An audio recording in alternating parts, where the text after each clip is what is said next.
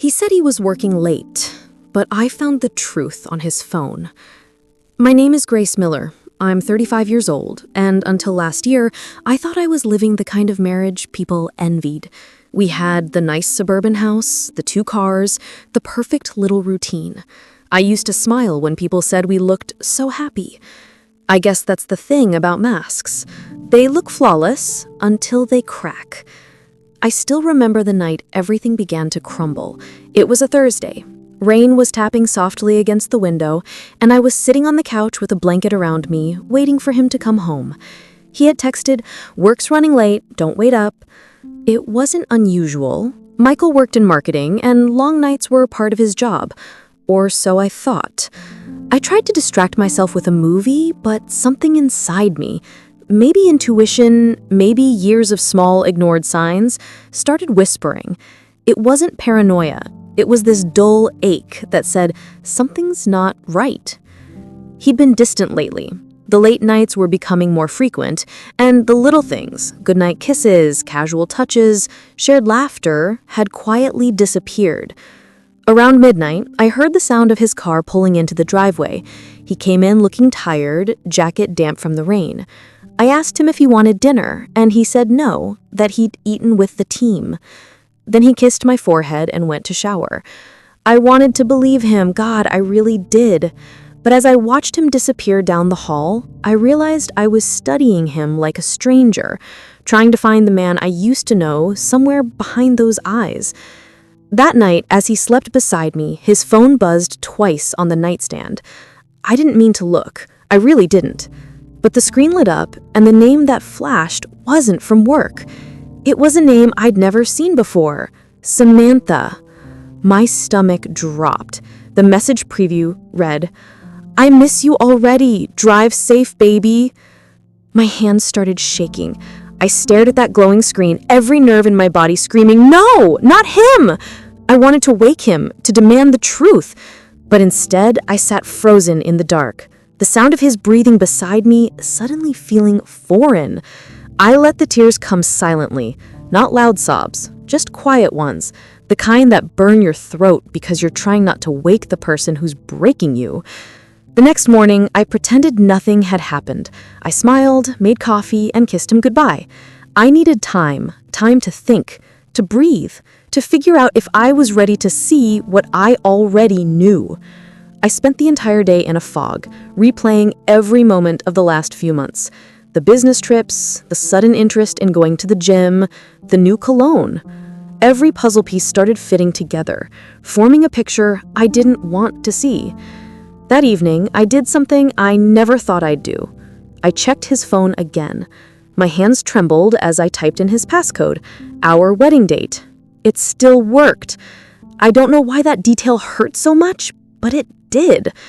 Inside his messages, there it was. Dozens of texts, photos, voice notes, late-night conversations, lunch plans, and words like, "I love you." Every message felt like a stab straight through my chest. And yet, even through the heartbreak, there was something worse: curiosity. I wanted to know who she was, what she had that I didn't. I clicked her profile photo, and there she was, a blonde woman, maybe late 20s, smiling in the kind of carefree way I hadn't in years. I sat there for hours, scrolling through their history, reading their good mornings and can't wait to see you texts, until the sun started rising. That morning, when he came into the kitchen, I looked at him differently. He kissed me on the cheek and said, "You look tired. Everything okay?" I smiled and said, "Just didn't sleep well." He had no idea that while he was sipping his coffee, I was memorizing every detail of the man who had betrayed me, his tone, his posture, his fake warmth. I didn't confront him, not yet. I wanted to understand why. I wanted to see how far he'd go. Maybe part of me wanted to see if he'd stop on his own. Spoiler, he didn't. Over the next week, I watched him lie effortlessly. He said he had a client dinner. He went to her apartment. He said he was working late again. He was in her Instagram stories at a downtown restaurant, smiling, his hand on hers. I watched from behind a screen, Each lie a new scar, each photo a new wound. There's something about betrayal that changes your sense of time. Days blur together, nights stretch endlessly. You go through the motions, pretending life is normal, while a quiet storm tears through your soul. I kept functioning, going to work, meeting friends, answering texts, but inside, I was unraveling. One evening, I decided to drive to his office just to see if he was really there. It was 8:45 p.m. The parking lot was nearly empty, except for his car. And then, as I sat there watching, I saw her, Samantha, walk out of the side door laughing, his jacket around her shoulders. He followed a few seconds later, holding her hand. They kissed before getting into his car. I'll never forget that image. The man I built my life around, kissing another woman under the same sky where I sat, hidden in my own car, gripping the steering wheel until my knuckles turned white. I drove home shaking. I didn't scream or cry this time. I felt empty, like someone had reached inside me and turned off every emotion switch, one by one. That night, I stared at myself in the mirror for a long time. The woman staring back didn't look like me. She looked older, smaller, tired. But behind her eyes, something else had started to grow, a quiet fire. The kind that doesn't just burn in pain, it burns for justice. In the days that followed, I began to plan. I didn't know exactly what I wanted yet, but I knew one thing for sure. I wouldn't let him walk away unscathed. Not after everything I'd given. Not after every dream we'd built together. I deserved truth, and maybe, just maybe, revenge. So I began collecting pieces. Screenshots, call logs, his business trip hotel bookings, every proof that told the story of who he really was. I became my own detective, invisible in plain sight. And as I gathered evidence, something strange happened. I stopped feeling weak. Every lie I uncovered made me stronger. Every secret I exposed made me surer of what I had to do. He didn't know it yet, but the woman he thought was too soft to fight back was already writing the final chapter of his lies. And soon, he'd learn exactly what betrayal costs. The rain had stopped by the time I decided I was done waiting for him to fall into his own trap of guilt or confession. What I felt instead was a cold, methodical clarity. The first wave of raw grief that had consumed me the night I found Samantha's name still fled, but beneath it there was a steadiness I barely recognized. A resolve to reclaim the life I had been handing away in slow, polite installments. I was angry, yes, but more than that, I was tired of being the passive one in my own story. I started small, and I started smart. Revenge in movies is loud and dramatic, but real-life undoing of an illusion requires patience and planning, not fireworks. I cleaned out a folder on his laptop during the hours he was at work. A small, careful act that felt like picking at the scab of truth until it let go. I saved screenshots of messages that were time-stamped and raw, archived emails that hinted at an overlapping calendar of lunches and networking dinners, and copied receipts for hotel rooms booked under different names. I learned little tricks, the way deleted photos lingered in backups, how certain apps left traces even when someone thought they'd been wiped clean. Each piece of evidence I gathered was a sacrament, a tiny ritual that stitched my broken dignity back together. I also started watching myself the way I watched him in his lies. I catalogued the moments where I had given away my own peace, the times I let his excuses slide, the nights when I convinced myself that being easygoing was somehow noble. It wasn't noble, it was erasure. When you find out a person you trusted has been dividing you into compartments of convenience, you realize how many quiet self-betrayals you have permitted just to keep the domestic machine running. There was a twist I didn't expect. As I dug, I found more than romantic betrayal. I found financial omissions, transfers to accounts I didn't know about, charges he'd labeled as business that led to late-night dinners and bouquets.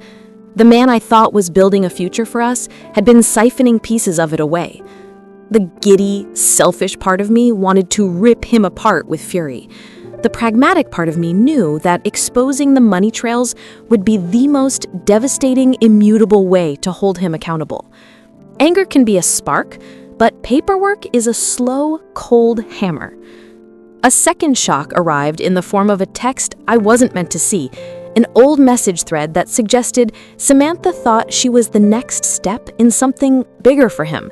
She wrote about plans and starting fresh, and the way she described him in those innocent, fervent sentences made my skin crawl.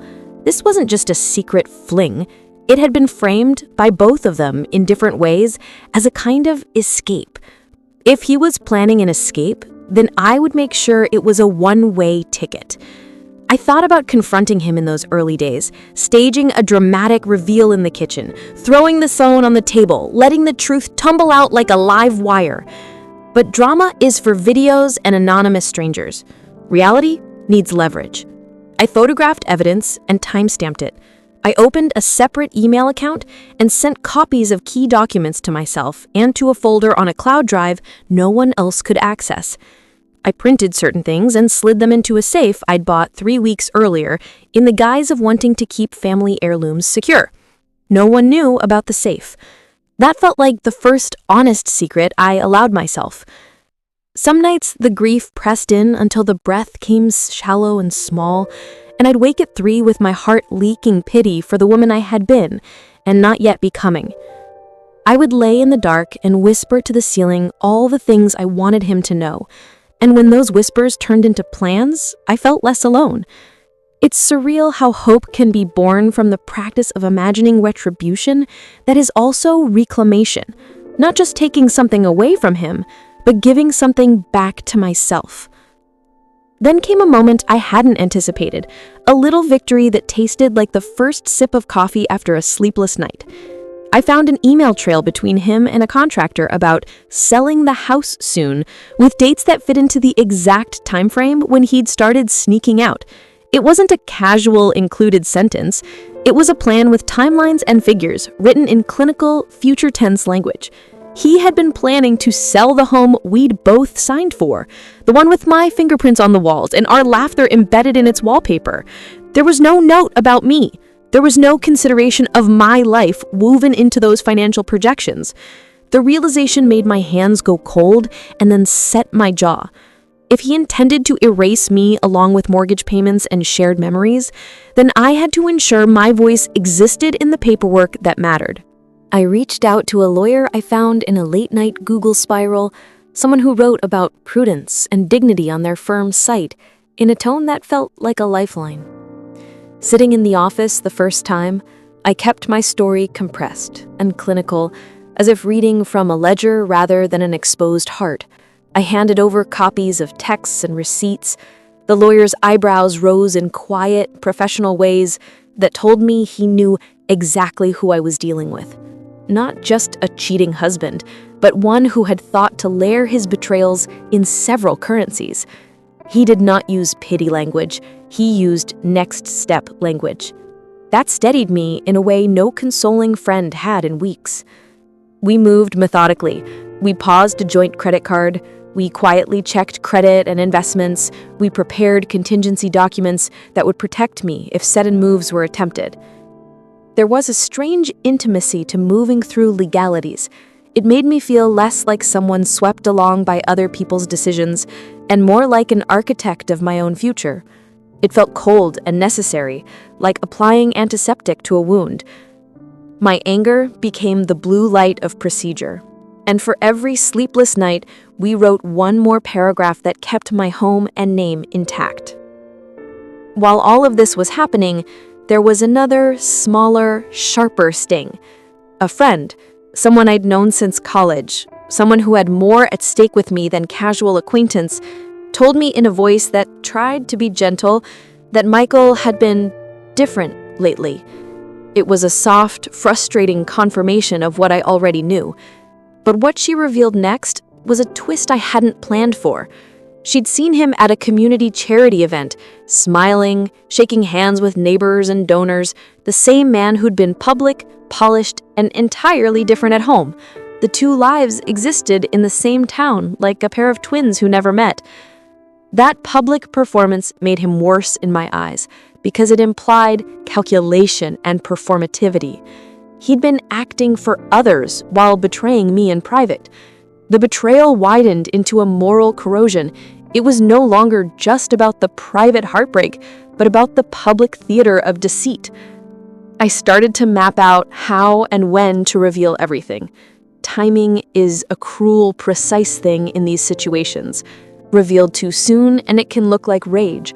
Revealed too late, and the damage compounds into unchangeable narratives. I wanted the truth to land in a way that made sense to observers, that showed the scale of what he had done without turning me into the caricature of a scorned woman lashing out. I wanted facts, not theatrics. I wanted dignity, not spectacle. There were moments of temptation that almost toppled me back into old, familiar patterns. He would come home smelling like someone else's perfume and plead with a tired voice about how exhausted he was. He'd offer small acts of contrition, a forgotten receipt returned, a charity check written in my name, which I recognized as attempts to stitch a superficial fabric of normalcy. Once, I caught him watching old family videos on the television, his face softening in ways I knew couldn't be genuine. I felt a flicker of something that almost undid my resolve: pity. I imagined myself folding, offering forgiveness, letting the house he planned to sell continue to be our fortress. The next morning, an email from the contractor with another set of proposed dates snapped me out of that reverie. The betrayal was not a momentary lapse, it was a trajectory. The pity evaporated, replaced by a reclaiming heat. One night, as I filed away another packet of evidence, a tiny, unexpected mercy arrived. A neighbor, Mrs. Alvarez, who had always smiled from across the cul-de-sac, came by with a casserole. She claimed to have noticed the extra cars late at night and offered an offhand comment about relationships being complicated. I told her nothing, but accepted the casserole. After she left, I realized she had left me more than food. She had left me a sense of the community that surrounded me, that could see and would, if the moment came, bear witness. It's incredible how small acts of neighborliness can be an invisible anchor when your whole world feels like it's being upended. As I continued my quiet accumulation of proof, I also started to reassemble life in small, beautiful ways. I planted herbs on the windowsill, a stubborn green ritual that proved life can take root in cracked places. I returned to workouts that weren't just about shedding tears, but about rebuilding my strength. I started to read again, books I'd abandoned for the busyness of marriage, sentences that belonged only to me. There was a kind of soft revenge in dedicating time back to myself, in reclaiming evenings that weren't scheduled around his whims. Those hours became a reclamation project, my body, my mind, my name. Then came the most precarious, intimate twist yet, a late-night sexting app thread I found, not with Samantha, but with a profile that used my name as a tease, as if he had been trying to erase me and simultaneously fetishize what he was erasing. The tone was crude, cruel. It implied a power play that made my stomach churn. That discovery hardened something in me into stone. It's one thing to find affection stolen. It's another to find your identity be used as a weapon. That night, I promised myself the revenge would not be petty. It would be strategic, and it would be just. I would not lower myself to his methods. I would outmaneuver him. Months passed in the slow motion of building a case. Every day was a study in restraint. He continued his double life, unaware that the invisible ledger of his sins was filling up in more concrete and legal ways than he could ever imagine. I practiced patience like a muscle, testing its limits and expanding them. There were nights when the old tenderness I felt for him, the father of our dog, the man who had once surprised me with a sunset picnic when we were newly married, flickered like a candle. Then I would look at the receipts and messages and see the final portrait, a man who had rationalized leaving a life he'd helped build. The plan began to take a shape that felt both righteous and terrifying. It wasn't about public humiliation or cruelty. It was about creating a future where I no longer had to enter a room and watch his face perform innocence. It was about ensuring that the house, the bank accounts, and the narrative of our years together would not be erased because he decided to write himself a new ending in someone else's kitchen. There was satisfaction in that practicality. It was as close to justice as the legal system allowed, and as far from the hollow theatrics revenge porn often promises. I learned to sleep better as a result, not because the fear had vanished, but because structure and action replaced paralysis. I could see a path forward, and that sight was its own sort of healing. The transformation wasn't instantaneous. It was the slow crystallization of a woman who had been betrayed, but refused to be defined by that betrayal. I began to understand that revenge, done right, can be a form of repair, not only of the wrongs inflicted, but of the broken parts inside you that believed they were helpless. I was reteaching myself to be brave, not for spectacle, but for survival. By the time I was ready to move to the next phase, the evidence was unassailable, and my resolve was steady. I had learned the contours of his dishonesty. I had anticipated his likely defenses. I had mapped out where he might try to strike, and had already buffered those points. There was a cold thrill in knowing that the man who had once thought of himself as clever was, in fact, outmaneuvered by someone he'd assumed too soft to fight back. I did not want revenge that would leave me hollow. I wanted a clean, moral victory that restored what was mine and allowed me to step into the sunlight again without the smell of guilt or shame hanging in my clothes. In my head, I rehearsed the scene where truth would no longer be negotiable, where the ledger would be laid out and witnesses would nod and facts would have more weight than his smooth sentences. I imagined the quiet dignity of returning his wedding ring to him in an envelope and walking away, not because I wanted to punish, but because I had chosen myself. There would be a reckoning, but the kind I was building would be about consequences, practical, binding, and fair, not about spectacle or cruelty. The woman I was becoming had learned that the most exacting form of justice is often the one that secures your future, not merely damages your past. When I finally closed the manila folder of evidence that night, I felt the shape of a life that could continue without him. The folder was heavy in my hands, the way truth is heavy, dense, and unavoidable. I placed it in the safe, shut the door, and felt a peace that wasn't the absence of pain, but the presence of purpose. The next step felt inevitable. The breaking point had passed, and in its aftermath, I had chosen to be the architect of my own ending.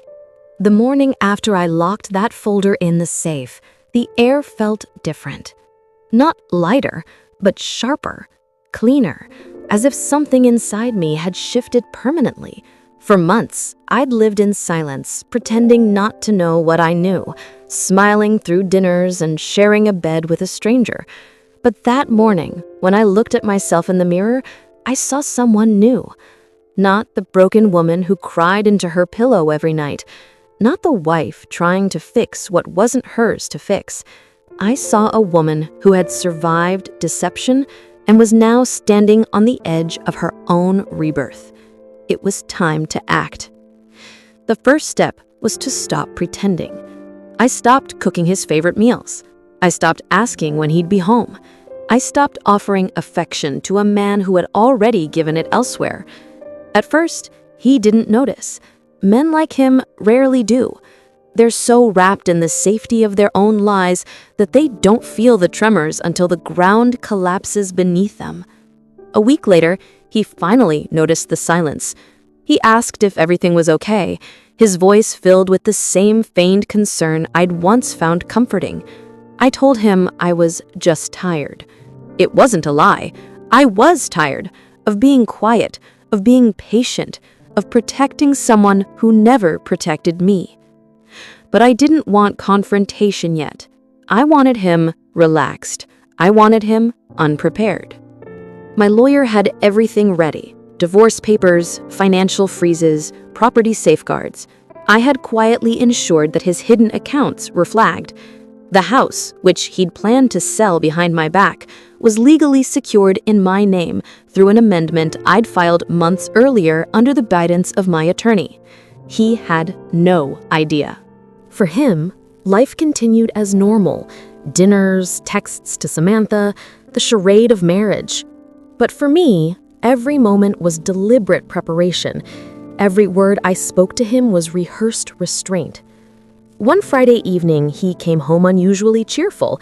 He brought flowers, white lilies, my favorite. I almost laughed.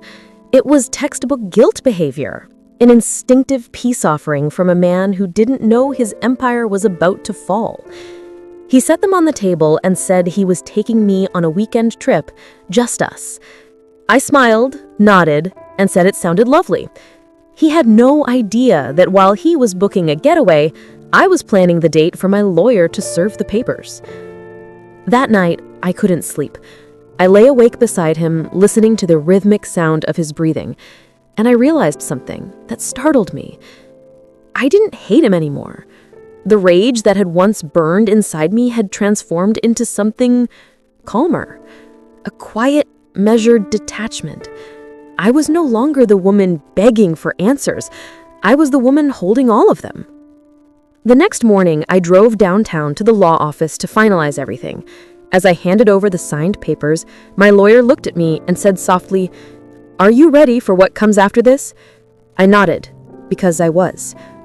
When I got home, I found him in the living room, still in his pajamas, scrolling on his phone. He smiled when he saw me. "Morning, babe," he said.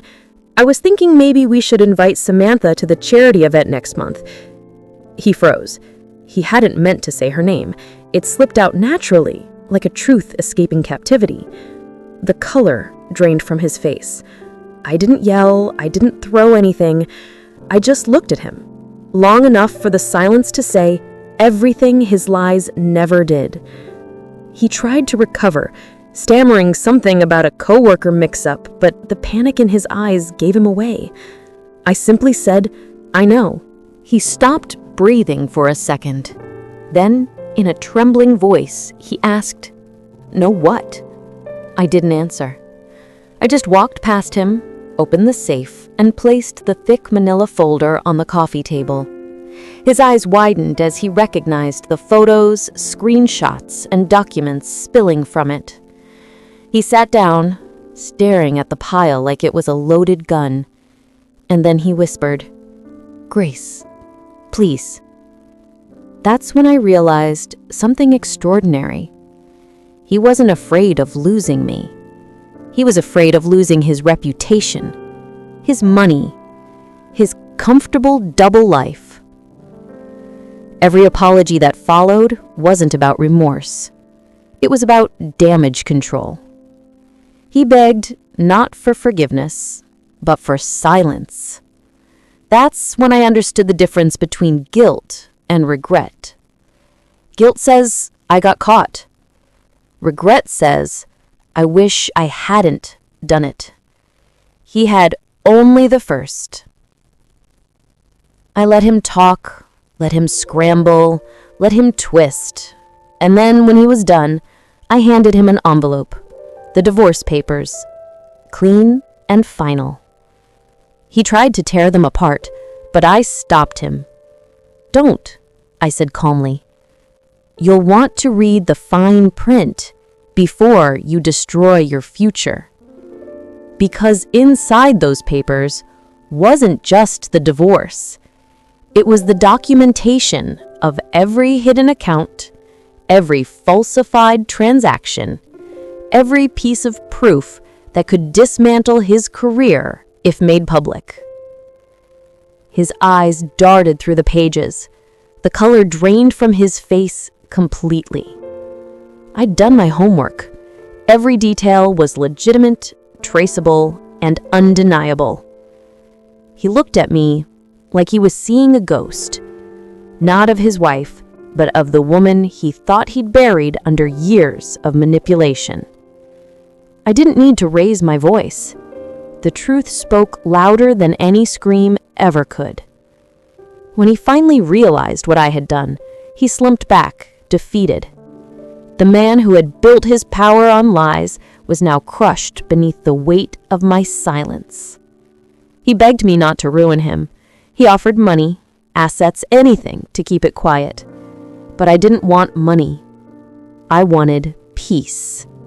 And peace, I learned, is expensive, but not in dollars. I told him I'd keep everything confidential as long as the divorce remained clean. No fighting, no smearing, no resistance. He agreed instantly. Fear makes men cooperative. The next few weeks were strangely quiet. He moved out, claiming to friends and family that it was mutual. I didn't correct him. Let him have his dignity. I had no need to humiliate him publicly. My revenge wasn't about destruction. It was about liberation. And yet, part of me wondered if Samantha knew what she was stepping into. Did she know he was capable of such deceit? Did she know he'd planned to sell the home out from under me? Curiosity isn't always healthy, but I couldn't resist one last look. I created a new email, disguised as a potential client, and contacted Samantha through her professional profile. We exchanged a few polite messages, and then, carefully, I slipped in a mention of Michael, using his work stories to bait a response. It worked. She gushed about him.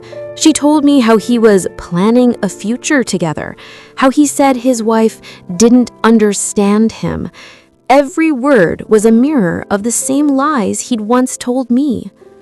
I didn't respond again. I didn't need to. Her future would unfold exactly as mine had.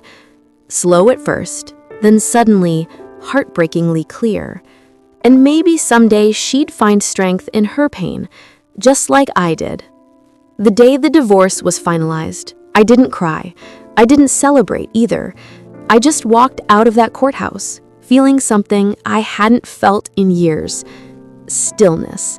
The kind of quiet that follows a storm when everything broken finally stops moving.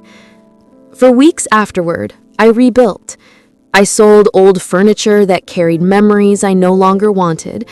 I painted walls new colors. I took long drives with no destination, just to feel the wind again. And little by little, the pieces of my identity began to return. I started volunteering at an animal shelter, something I'd always wanted to do but never had time for because I was too busy managing his life. I met people who didn't know me as Michael's wife.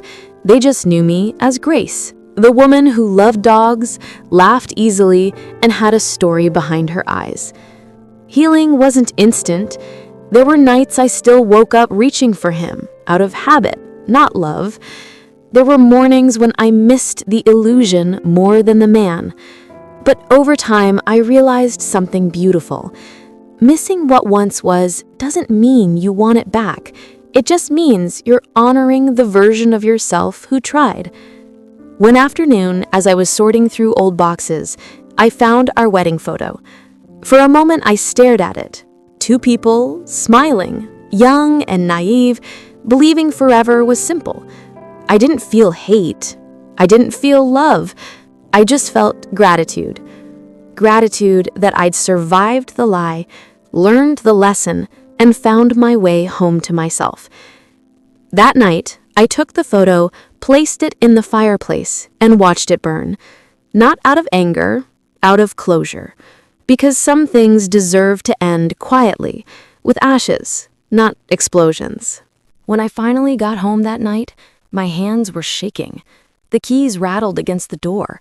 And for a moment, I didn't even know if I had the strength to open it. That house had once been filled with laughter, soft jazz playing in the kitchen, the smell of pancakes on Sunday mornings. But now it was just a memory, a shell of what love used to look like. I walked straight to the living room, still in my work clothes, and sat on the couch. The same couch where Ryan and I had once planned our future. I stared at my reflection in the black TV screen, and for the first time, I didn't recognize the woman staring back. She looked tired, drained, But there was something else too, a quiet determination. I realized I wasn't broken anymore. I was just done. The next morning, I woke up before the sun.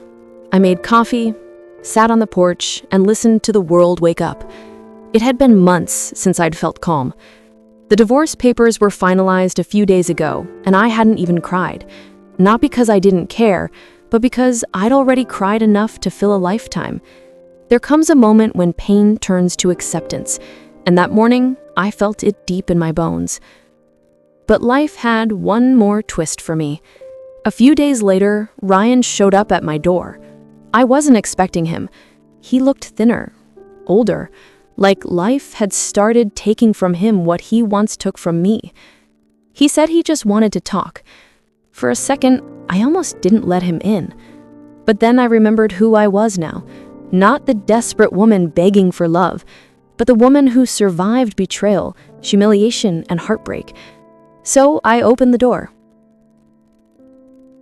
He said he missed me, said he had made a mistake, that she had left him when she realized he wasn't the man she thought he was, that he wanted to start over, rebuild what we had. I listened. I didn't interrupt. I let him speak until he ran out of words. Then I looked at him, really looked at him, and realized I didn't feel anything. Not hate, not love, just emptiness. The kind of emptiness that comes after healing, peaceful, quiet, and final. So I told him the truth. I said, "You taught me something. You taught me that love isn't supposed to destroy you. It's supposed to make you feel safe. You took that from me, but you also forced me to find it in myself. And for that, I'll always be grateful." He tried to reach for my hand, but I stepped back. I told him I didn't want revenge anymore, because the real revenge wasn't watching him lose me. It was watching me rebuild my life without him, watching me find happiness in places he could never touch again, watching me glow again, stronger than before. I closed the door behind him, this time for good. In the weeks that followed, I focused on me. I started therapy, picked up painting again, and even joined a local support group for women who'd been through betrayal. We shared stories, tears, and laughter. And through them, I realized I wasn't alone. My story was one of millions. Different names, different faces, but the same pain, the same healing. One afternoon, while organizing old boxes, I found our wedding photo. My hand trembled as I held it, not from sadness, but from disbelief. How could I have ever loved that man so blindly? But instead of tearing it apart, I smiled. That photo was a reminder of the woman I used to be. Trusting, hopeful, innocent. I didn't hate her. I loved her. She didn't know better, but now I did. Months later, I met someone new. Not through a dating app, not through friends, just by chance. He was kind, patient, and nothing like Ryan. For the first time, I didn't fall for charm or looks. I paid attention to how I felt around him. Safe, respected, seen. That was my new definition of love. And yet, even if it hadn't happened, even if I never found anyone again, I knew I would be okay, because I had finally found myself. Sometimes revenge isn't about making someone else suffer. It's about reclaiming your peace after someone tried to take it from you. It's about walking away, head held high, knowing they can never hurt you again. Ryan tried calling me a few times after that, but I never answered. I didn't block him though. I didn't need to. Silence was louder than any words I could say. Every once in a while, I still think about that night. The night I found those messages on his phone. The night my world collapsed. But now, when I remember it, I don't feel anger anymore. I feel gratitude. Because that moment didn't destroy me.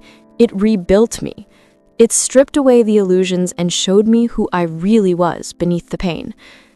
My name is Grace Parker. I'm 38 years old, and I survived betrayal. I thought my story ended when he broke me, but it actually began the day I chose to heal.